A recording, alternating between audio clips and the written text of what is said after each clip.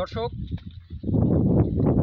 আমরা ভুট্টা চাষিরা একটা ভুট্টা চাষের ক্ষেত্রে প্রধান সমস্যার মধ্যে পড়ি। সে সমস্যা হচ্ছে কি, ভুট্টার এরকম আগাছা, এই ঝরা ধান, তারপরে হচ্ছে আপনার কেল্লা, বিষকাটালি, বিশেষ করে এই দুর্বা ঘাস।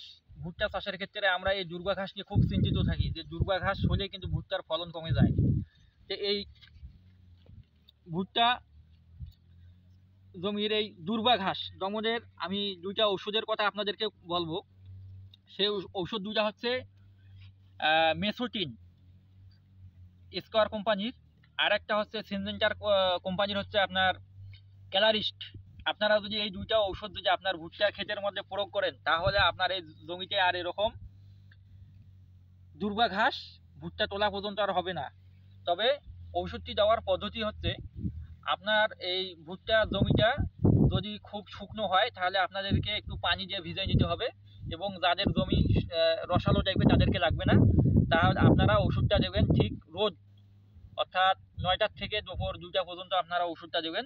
তাহলে আপনার জমির ভুট্টার এই দুর্বা ঘাস একবারেই চিরতরে দমন হয়ে যাবে।